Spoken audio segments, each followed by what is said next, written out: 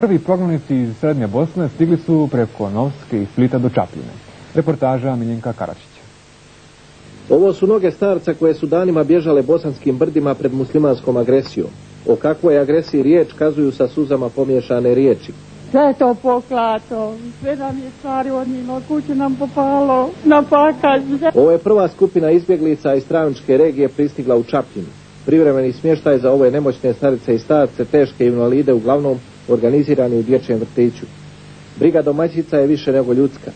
Poslije okrjepe čajom i prvih zalogaja kruha bez pucnjave teče tužna priča. Ova žena je zbunjena, ne zna ni tko je napao njezino selo. A ko će zna? Ko će zna, nisam ga ja prekrstila sam rekla. O zlodjelima do jučerašnjih susjeda pojačanih mudžahedinima unesrećene žene pričaju.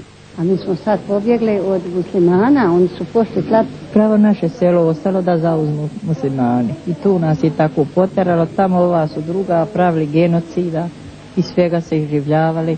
Ranjeno je puno naših momaka. A kakva je situacija u Paklarevu najbolje pokazuju riječi ovoga starca.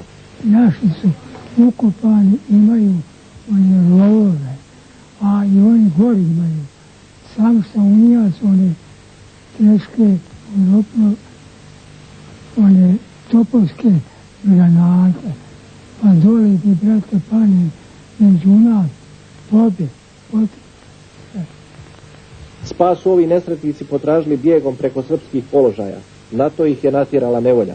Izvukli smo se na Četnike, na Vlašić, jer su naši ljudi letali od 2 sata otrio konja da s njima sklopio ugovor, jer vamo nismo, muslimani se popili na Vlašić, tamo dalje iza Travnika.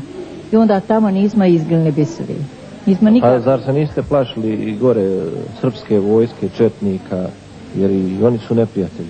O, jesu neprijatelji, ali nekako su se utišali 1 mjesec dana pa smo proživjeli, oni su malo tako, nekako to umanjili.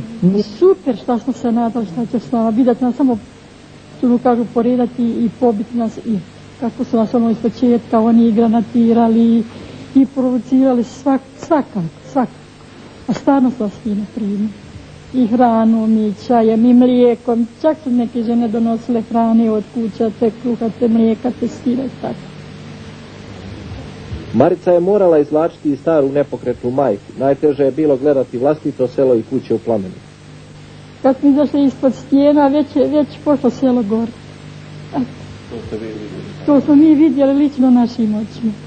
Bila je to tužna priča starih i iznemoglih prognanika iz Travničke regije. Čapljina se sprema prihvatiti 1600 izbjeglica. U svezi s tim plasirale u nekim sredstvima informiranja da se radi od oko 1000 boraca HVO-a koji su se predali Srbima su bez osnova, rekli su nam danas u glavnom stožeru HVO-a. Najvećim dijelom borci travničkih postrojbi uspjeli su se povući na rezervne položaje. Pred ovaj dnevnik uspjeli smo preko travničkih radioamatera doznati najnovije stanje na ovim prostorima. U tijeku su topnički napadi na prigradska naselja Novog Travnika i sela Dolac polje i Nežić polje. Kombinirano topničko-pješačke napade muslimani izvode prema Vučoj gori koja je još uvijek pod kontrolom HVO-a.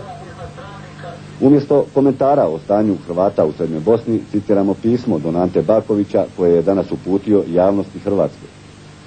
Čudi me i nemam riječi opravdanja kako Zagreb i Hrvatska nijemo promatraju uništavanje Hrvata od strane boraca muslimanske vojske. Opće je poznata stvar da su roditelji, supruge i djeca ovih muslimanskih zlikovaca koji vrše genocid nad Hrvatima u Župi Žitače, Obri, Potkum i Travnik smješteni po hotelima i privatnim kućama u Baškoj Vodi, Makarskoj, Braču i Hvaru. Pa zar mi Hrvati moramo biti takvi bedaki da ugošćujemo, hranimo, liječimo očeve, majke i djecu ubojica hrvatskih očeva, majke i djece u nesretnoj Neretvici i Srednjoj Bosni, kaže se između ostalog u pismu don Ante Bakovića. Egzodus Hrvata Srednje Bosne potpun je, kaže se u večerašnjem izvješću iz Viteza, i dodaje: preko 15.000 Hrvata luta ulicama i šumom tražeći spas ispred muslimanskog noža. Potpuno su spaljena i iseljena sela Travničke općine. 5 župnika Župe, Gornji Dolac i Travnik je uhićeno. Borili smo se kada je rat bio u Hrvatskoj, kaže se dalje u ovom izvješću, zaustavljali konvoje oružja. Naši momci ginuli su po poljima Hrvatske. Sada smo sami, uslišite nam posljednju molitvu i kažite svijetu za našu patnju. Pomozite nam da kao veliki Hrvati umremo na svojim stoljetnim ognjištima, kaže se u apelu iz Srednje Bosne. Uspjeli smo večeras posredstvom radioamatera i da stupimo u vezu sa našim suradnikom Marijom Topić i evo njenog izvješća. Napadi muslimanskih snaga na Lasmansku regiju se nastavljaju. Tijekom večeri napadnuta su i hrvatska sela Novoga Travnika. Napad je počeo oko 5 sati iz rejona Pečuva, a napad je izveden i na Reli i sela Rastovce.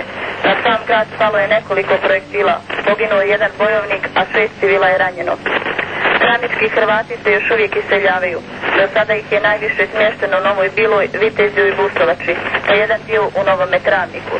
Iz Brajkovića i Grahovčića jučer je posredovanjem UNPROFOR-a evakuirano oko 5000 civila, žena i djece. Prilikom izvlačenja snage mosta djelovale su minobacačima i pješačkim naoružanjem. Sinoć je u selu Brajkovićima zapaljena crkva i kapelica u Čuklima.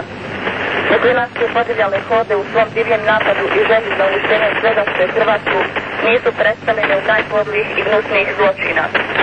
Ubili su 2 svećenika koji su bili u Brajkovićima, don Franju Križanca i don Pericu Karajčića. 2 časne sestre odvedene su u nepoznatom pravcu od strane mudžahedina, i to Izabela Puljić i Tihoslava Biznac. Predsjednik Hrvatske zajednice Herceg Bosna Mate Boban uputio je vladi Hrvatske sljedeće pismo, citiram: Besprimjerna zločinačka agresija i etničko čišćenje Hrvata od strane muslimana po direktnoj zapovjedi Alije Izetbegovića u području Travnika, Novog Travnika, Viteza, Busovače, Kiseljaka, Pojnice, Zenice, Kaknja, Konjica i Jablanice traje neprekidno već 2 mjeseca. U egzodusu je preko 100.000 Hrvata, a ubijenima se ne zna broj. Prema izvješćima ista sudbina ovih dana očekuje Hrvate Tuzle, Usore, Žepča, Vareša, Bugojna, Gornjeg Vakupa i Prozora.